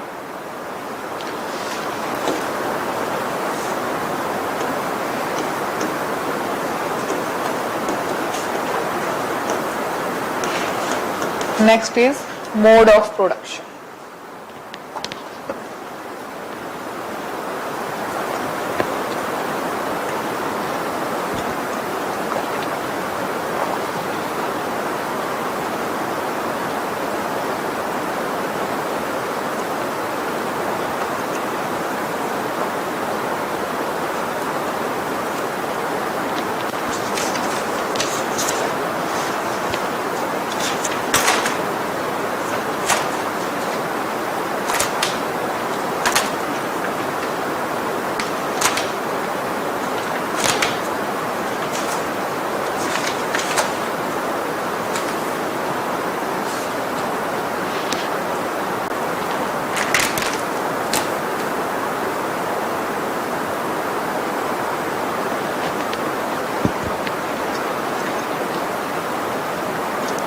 Can production take place in isolation? Can, question ध्यान से सुनना, can production take place in isolation? No, because production is not an individual thing. For production, you need machines, you need labor to run such machine, you need person for raw material, you need manager, you need factories, that means a space, you need so many things. So can we say the production cannot take place in isolation? है ना? Yes or no? क्या बना रहा है? वो handicraft material, हाँ हाँ बताओ बताओ। हाँ, उसका सामान, that means production cannot take place in isolation. Clear? Mode of production. Basically क्या था? कार्ल मार्क्स ने जब स्टडी किया तो कार्ल मार्क्स ने देखा, कार्ल मार्क्स बोल रहे थे कि जो मोड ऑफ प्रोडक्शन है, बेसिकली द थिंग, आप देखो कार्ल मार्क्स ने सोसाइटी, इवोल्यूशन ऑफ सोसाइटी बताया। हर इवोल्यूशन ऑफ सोसाइटी में there is a mode of production. एक थिंग था, क्या था? आप देखो, बात करें हम प्रिमिटिव सोसाइटी में क्या हुआ? सरप्लस। तो surplus is the mode of production, जिसकी वजह से कौन सी सोसाइटी इमर्ज हुई? यार क्या कर रहे हो आप लोग? कैपिटलिस्ट। प्रिमिटिव के बाद सीधे कैपिटलिस्ट।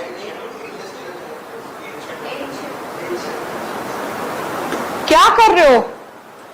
रुक जाओ, लिख ही लेने दो पहले, मुझे भूल जाओगे। Primitive society, ancient society, feudal society, then capitalist society, then communism and then socialism. ठीक है? Now listen, primitive society, primitive society में इगैलिटेरियन सोसाइटी थी, राइट? उसके बाद ग्रेजुअली धीरे धीरे जब सरप्लस हुआ तो surplus create what? Ancient society. Yes, that means this surplus is the mode of production in ancient, जिसकी वजह से क्या हुआ? नई सोसाइटी इमर्ज हुई। तो फैक्टर क्या हुआ? Mode of production surplus. यहां पे एंशिएंट, फिर धीरे धीरे ग्रेजुअली यहां पे क्या आया?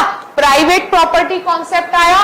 दैट मींस फ्यूडल में क्या हो गया? Mode of production land.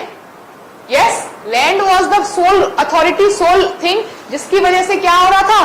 Two classes में कन्वर्ट हो रहा था। यस, कैपिटलिस्ट आई तो यहां पे क्या हो गए? मशीन्स।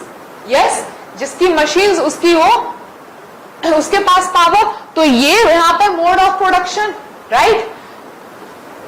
इसी की तो बात कर रहे थे कार्ल मार्क्स की। हर सोसाइटी में there are different different mode of production which further leads to the evolution of the society.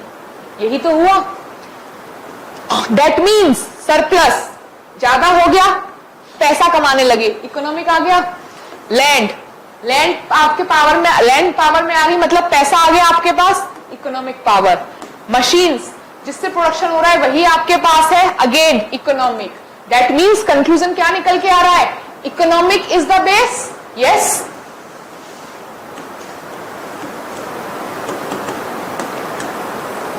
Economic is the base.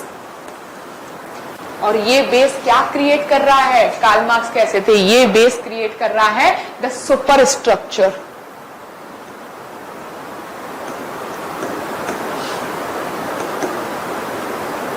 जिसके अंदर आपका सोशल, पॉलिटिकल, एनवायरमेंटल, जितने भी आपके बेसिस हैं वो क्या है? Economic is the base structure which create the further super structure, right? अगर और हो इकोनॉमिक बेस, मेरे पास फैक्ट्री है, तो गवर्नमेंट जो लॉज रूल्स बनाएगी, क्योंकि मैं गवर्नमेंट को फाइनेंस कर रही हूँ, जो भी कर रही हूँ, कहीं ना कहीं वो लॉज मेरे उसमें होंगे फेवर में। इजेंट एग्जाम्पल, गवर्नमेंट जो रूल्स वगैरह बनाती है वो कहीं ना कहीं जो बड़े बड़े बिजनेसमैन हैं उनके फेवर में होते हैं। दैट मीन्स जिसके पास इकोनॉमिक पावर उसके पास पॉलिटिकल पावर भी। क्यों? क्योंकि पॉलिटिकल पावर क्या दे रही है? ये आपको इकोनॉमिक दे रहे हैं, ये आपको प्रोटेक्शन दे रहे हैं। ट्राई टू अंडरस्टैंड, ये आपको प्रोटेक्शन दे रहे हैं, आप उनको इकोनॉमिक बेनिफिट दे रहे हो तो वो आपको क्या दे रहे हैं? प्रोटेक्शन दे रहे हैं। तभी तो देखो ना कितनी सारी फैक्ट्रीज काम कर रही हैं इलीगल तरीके से। क्यों? उनको कहीं ना कहीं पॉलिटिकल वो मिल रहा है फेवर। यस, देन ये बना लिया।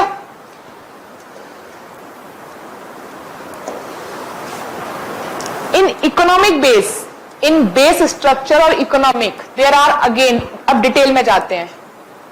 Two things are most important. The first is FOP, force of production. Then second thing, relation of production. The force of production and relation of production is MOP, mode of production. Mode of production. Force of production. Force of production as in आपको जो production करना है, force और means, आपको जो production करना है उस प्रोडक्शन में कौन कौन से मीन्स, मतलब what are those things you need for the production. क्या चाहिए आपको? लेबर चाहिए, मशीन्स चाहिए, इक्विपमेंट चाहिए, टेक्नोलॉजी चाहिए। यही तो आपके फोर्सेस ऑफ प्रोडक्शन है। यस, तो ये forces of production, right, plus relations of production. Relations किससे? क्या ये मैं अकेले कोई फैक्ट्री रन कर सकती हूं? नहीं कर सकती। That means for to develop mode of production we also need to create relation of production. मुझे रिलेशन मेंटेन करने पड़ेंगे। That means relation maintain means coordination of all the people. Manager का भी कोऑर्डिनेशन होना चाहिए। यस, मालिक का भी रहेगा, ऑनर का, यस, लेबर का भी रहेगा। अगर इनके कोऑर्डिनेशन में मिसमैच होगा तो क्या ये चीज प्रॉपर काम कर पाएगी? नहीं कर पाएगी। That means for mode of production we need to thing, the force of production and the relation of production. दोनों को कंबाइन कर दिया, that is your MOP, mode of production. Force of production वो सारी चीजें, मीन्स ऑफ प्रोडक्शन वो सारी चीजें वो जो आपको एक कंपनी, एक फैक्ट्री को रन कराने के लिए चाहिए, प्रोडक्शन के लिए चाहिए। आपको लेबर चाहिए, ठीक है, आपको मशीन्स चाहिए, इक्विपमेंट चाहिए, टेक्नोलॉजी चाहिए, जितनी भी सारी चीजें चाहिए, द मीन्स उस चीज को प्रोड्यूस करने के लिए, that is your force of production.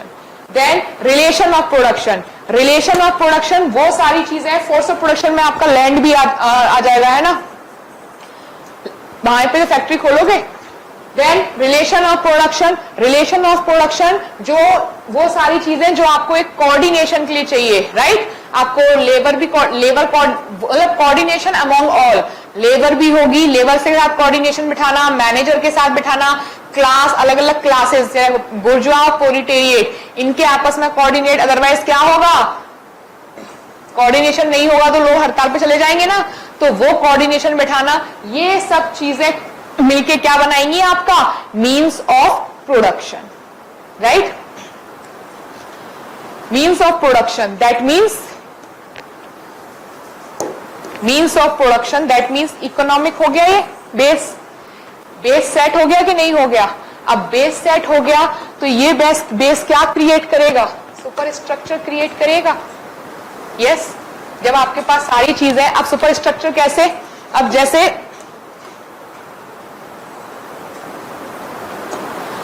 Super structure कैसे? यहां पर सुपर सोशल, इकोनॉमिक ने सोशल प्रेस्टेज कैसे इंप्रूव की? अरे उनके पास फैक्ट्री है, he is the owner of the factory, social prestige high, that means economics से आपका क्या मिल रहा है? आपकी सोशल प्रेस्टेज इंक्रीज हो रही है, राइट? सिमिलरली पॉलिटिकल ये क्या करेंगे आप? If you have a economic power then political power will automatically come in your hand, yes और नो? तो अब ये जो बनाएंगे आपके रूल्स रेगुलेशन, वो किस बेसिस पे बनाएंगे? जिससे ये आपको थोड़ा प्रॉफिट दे सके, यस? तो it also leads to political, yes? अब प्रॉफिट देने के साथ साथ अगर थोड़ा बहुत कुछ आपको कल्चर को या आप एनवायरनमेंट को तकलीफ भी पहुंचा रहे हो, इशू क्रिएट बोलते हैं ना, एक्सटर्नलिटीज, वो कर रहे हो, तो थोड़ा बहुत तो इग्नोर करेंगे ये एनवायरनमेंट और कल्चर, यस? इग्नोर कर देंगे कि चलो कोई बात नहीं, क्यों? क्योंकि इनका जो है आपको, जो आप लेबर है उनको क्या, आप एक इकोनॉमी का बड़ा पोर्शन आप हैंडल कर रहे हो, राइट? इसीलिए कार्ल मार्क्स कहते हैं कि economic is the sole authority, sole base, उसकी वजह से क्रिएट हो रहा है आपका सुपर स्ट्रक्चर। कार्ल मार्क्स हर बार मोड ऑफ प्रोडक्शन में इसी की बात करते हैं। दो क्वेश्चन के बारे में ये बात करते हैं। देन फर्स्ट क्वेश्चन ये पूछे, यहां तक क्लियर? फर्स्ट क्वेश्चन ये पूछते हैं that how society can be constitute, society कैसे गठित हुई? First question, right? How society can be constitute. उसके लिए ये सिंपल सी चीज बोल रहे हैं कि सोसाइटी इसी तरीके से बनी है। कैसे? इगैलिटेरियन सोसाइटी थी, प्राइवेट प्रॉपर्टी का कॉन्सेप्ट आया, लोगों ने, आप देखो रिपीटेशन कितना हो रहा है बार बार, क्योंकि हर थ्योरी का बेस तो सेम ही है। प्राइवेट प्रॉपर्टी का कॉन्सेप्ट आया, लोग आप बड़े तो दो क्लास इमर्ज हुई, एक जिनके पास प्राइवेट प्रॉपर्टी थी, ऑनर, एक जिनके पास प्राइवेट प्रॉपर्टी नहीं थी, राइट? एक जिनके पास प्राइवेट प्रॉपर्टी थी, दैट इज ऑनर, और एक जिनके पास प्राइवेट प्रॉपर्टी नहीं थी, that is non owner, right? तो इस तरीके से सोसाइटी आपकी इवॉल्व हो गई, दो क्लास इमर्ज हो गए। यहां तक हो गया, ठीक है? अब कार्ल मार्क्स कहते हैं, एक और क्वेश्चन का जवाब देते हैं दैट सोसाइटी इमर्ज, ठीक है? Society emerge that how society change from one society to another society. Society change कैसे हुई एक सोसाइटी से दूसरी सोसाइटी में?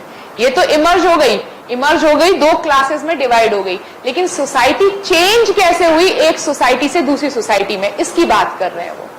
ये कहते हैं कि देखो, जब सोसाइटी एक थी, दैट मीन्स, ध्यान से समझना ये concept, F1OP, force of production पहली एग्जिस्टिंग सोसाइटी का,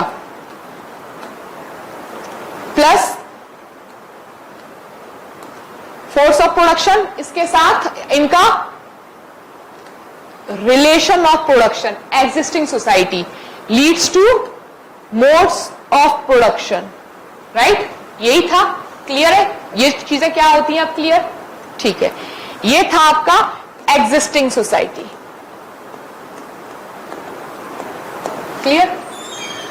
अब आगे क्या होगा?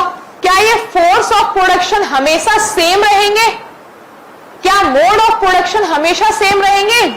अब ये देखो जो मैंने बताया, यहां पे कार्ल मार्क्स किसकी बात कर रहे थे? कार्ल मार्क्स कह रहे थे इन प्रिमिटिव सोसाइटी, क्या था mode of production? Surplus, that means last में आया तो बेसिकली सरप्लस कहां पे था? Ancient society. फ्यूडल सोसाइटी में क्या था? लैंड। कैपिटलिस्ट सोसाइटी में मशीन्स। तो क्या मोड ऑफ प्रोडक्शन चेंज हुआ? जब मोड ऑफ प्रोडक्शन चेंज हो रहा है, इसका मतलब, जब मोड ऑफ प्रोडक्शन चेंज हो रहा है, इसका मतलब फोर्सेस भी चेंज होंगे, क्योंकि जब लैंड था तब आपकी क्या चल रही थी? नॉर्मल आपके ट्रेडिशनल इक्विपमेंट्स यूज हो रहे थे, लेकिन जब आपकी इंडस्ट्रीज आई तो आपके क्या चेंज हो गए? फोर्स चेंज हो गए। अब आपको क्या चाहिए? मशीन्स चाहिए। यहां तक क्लियर? जब फोर्स ऑफ प्रोडक्शन चेंज, तो क्या आपके रिलेशंस ऑफ प्रोडक्शन चेंज नहीं होंगे? जब एग्रीकल्चर था, फ्यूडल सोसाइटी थी, agriculture was the top most production उस पे, तो आपके क्या थे? ट्रेडिशनल प्रैक्टिस, फोर्स चल रही थी। यहां पर रिलेशंस, फ्यूडल में लॉर्ड और सर्फ के बीच बात चल रही थी। अब यहाँ पे अगर इंडस्ट्रियल फोर्स आ गया तो यहाँ पे बात किसके बीच होगी? Class has been change, that means capitalist और बुर्जुआ के बीच में relations, right? That means worker, जो एग्रीकल्चर में लेबर थी वो यहाँ पे वर्कर में कन्वर्ट हो गई, यस और नो?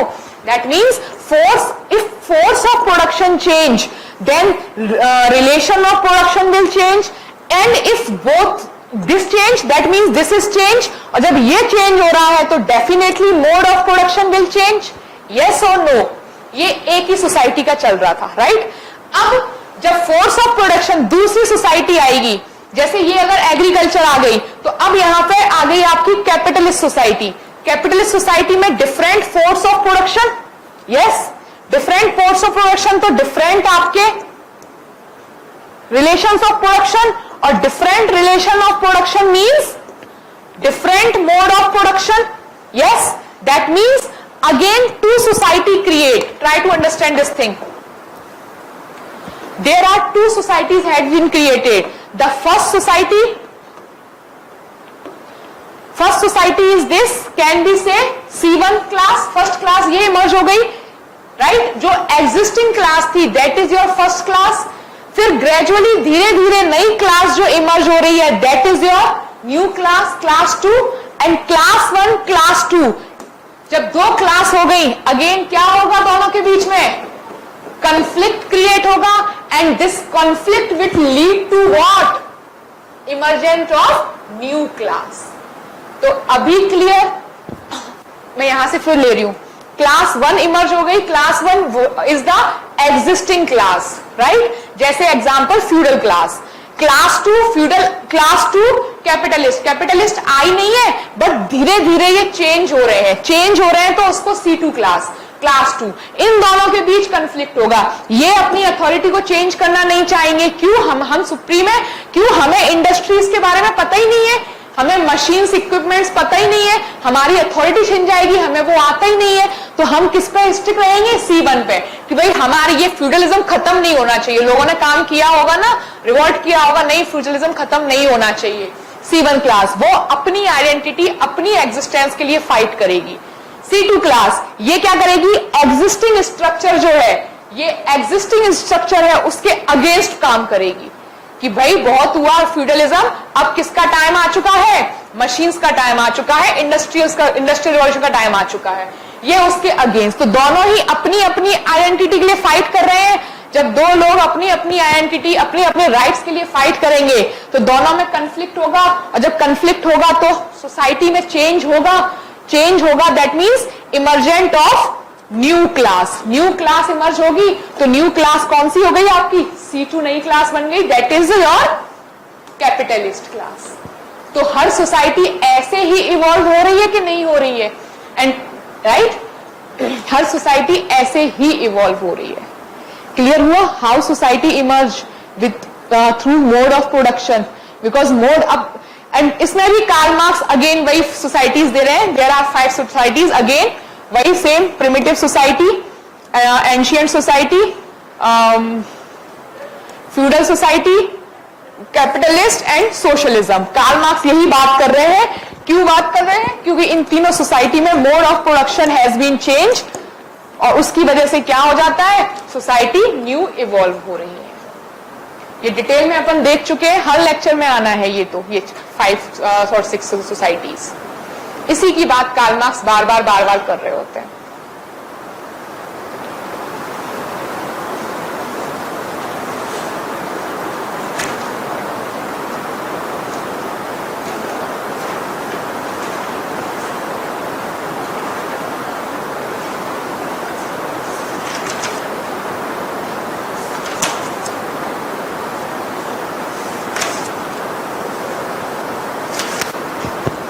क्लियर हुआ? किसी को कोई डाउट कि कैसे मोड ऑफ प्रोडक्शन सोसाइटी में चेंज हो रहा था और कैसे कॉन्फ्लिक्ट के साथ सोसाइटी चेंज हो रही थी, राइट? इसीलिए कार्ल मार्क्स का एक बहुत फेमस स्टेटमेंट है that feudalism gave rise to wind mill. Sorry, उल्टा बोल गई. Wind mill gave rise to feudal law, whereas steam engine gave rise to capitalist.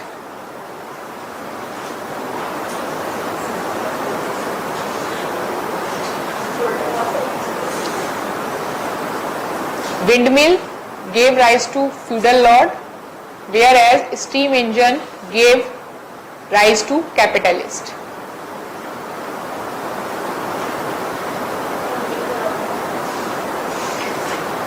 Windmill gave rise to feudal lord, whereas steam engine gave rise to capitalist. Karl Marx पढ़ा रहे हैं तो marks नहीं बोला होगा.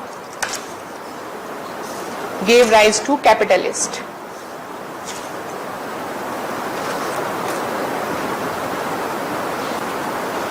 सिंपल सी चीज है.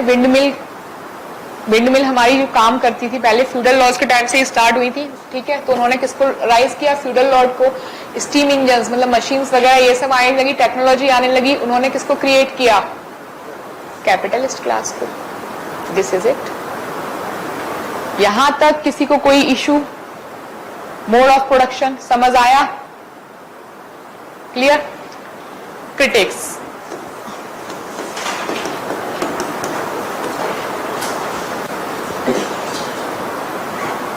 क्रिटिक्स जनरल बात करते हैं. क्रिटिक्स कहते हैं आप देखो ये हर बार किसकी बात कर रहे हैं? प्रोडक्शन की बात कर रहे हैं. मेरे इस पूरे डिस्क्रिप्शन में कभी भी आपने सुना कंजम्पशन वर्ड? सुना नहीं. That means Karl Marx ignore the consumption. All time he focused on production production production, but he never talk about the consumption. और कंजम्पशन जब प्रोडक्शन कब बढ़ेगा? प्रोडक्शन की वैल्यू कब होगी? जब कोई कंजम्पशन करने वाला भी तो हो. अब डिमांड कब बढ़ेगी? जब उसको कोई कंज्यूम करेगा. उसकी तो आप बात ही नहीं कर रहे हो, राइट? इवन कार्ल मार्क्स ये और कह देते हैं यहाँ पे कि लोग कैसे रेसिस्ट करते हैं खुद को. आपने देखा होगा कई बार, क्लास स्ट्रगल में पढ़ाऊंगी, ये छोड़ो अभी, ठीक है. यहां तक क्लियर? तो इन्होंने ही इग्नोर द कंजम्पशन. देन बात करते हैं कैपिटलिज्म. कैपिटलिज्म की बात कर रहे हैं. इन्होंने कैपिटलिज्म में कहीं भी कोई फैक्टर लिया वुमेन से रिलेटेड या पैट्रियार्की से related? What do you think? जब कैपिटलिज्म राइज हुआ है उसके साथ साथ पैट्रियार्की राइज हुई है कि नहीं हुई है? यस. तो patriarchy is also a important factor in the rise of capitalism. But Karl Marx ने उसकी बात ही नहीं की. अगेन कार्ल मार्क्स ने पैट्रियार्की की कोई बात नहीं की है, राइट? क्लियर? देन आप देखो there are so many communist countries, right? लेकिन कार्ल मार्क्स का जो मोड ऑफ प्रोडक्शन है वो कम्युनिस्ट कंट्रीज में कभी आया ही नहीं. कार्ल मार्क्स का जो मोड ऑफ प्रोडक्शन है he never arrived even in communist countries. कैसे? कार्ल मार्क्स क्या बोल रहे हैं? लास्ट में क्या आएगा? सोशलिज्म. क्या अभी तक आया सोशलिज्म? नहीं आया. तो इनको उसको कहकर भी इग्नोर किया गया कि भाई आप जो बार बार बात कर रहे हो रिवॉल्यूशन होगा, सोशलिज्म आएगा, कब आएगा? ये अभी तक तो आया नहीं. आपको तो मरे हुए भी इतना टाइम हो गया कि प्रेजेंट कॉन्टेक्स्ट में आया है सोशलिज्म? हम बात करते हैं बट बात करना और एक्चुअल में होने में बहुत डिफरेंस है, राइट? तो on the basis of these factors Karl Marx को क्रिटिसाइज किया गया with respect to mode of production. This is all about the mode of production. क्या कोई भी क्वेश्चन, कोई भी डाउट है इससे रिलेटेड? कोई डाउट नहीं है. तो अभी अपन कार्ल मार्क्स को यहीं रखेंगे. वन थ्योरी बची हुई है अभी, दैट इज क्लास स्ट्रगल, है ना? नाउ और इसके बाद इसी के साथ कार्ल मार्क्स के साथ हमारी कुछ थ्योरी कुछ वो है comparison with respect to other thinkers Karl Marx का. जैसे कार्ल मार्क्स का क्लास स्ट्रगल और डिवीजन ऑफ एलिनेशन और डिवीजन ऑफ लेबर डर्कहाइम का. तो वो सब चीजें हम देखेंगे जो कार्ल मार्क्स से रिलेटेड है, ठीक है? नाउ द क्वेश्चन इज, यहां तक clear? Now the question is, कल मैंने हैंड आउट दिए थे पेपर 1 यूनिट 1 के, रीड किए?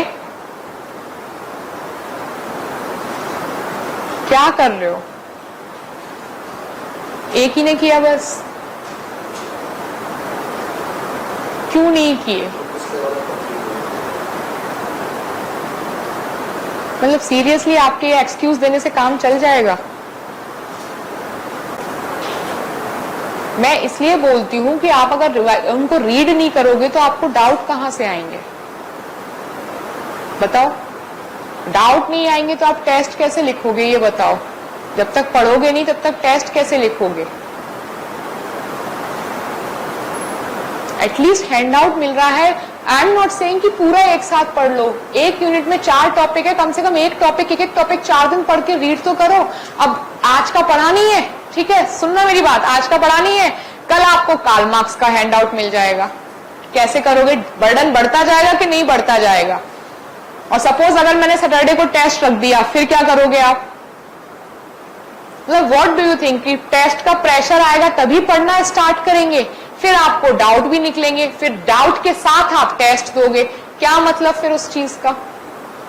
2 घंटे नहीं मिल रहे हैं घर पे भी आपको। Be frank.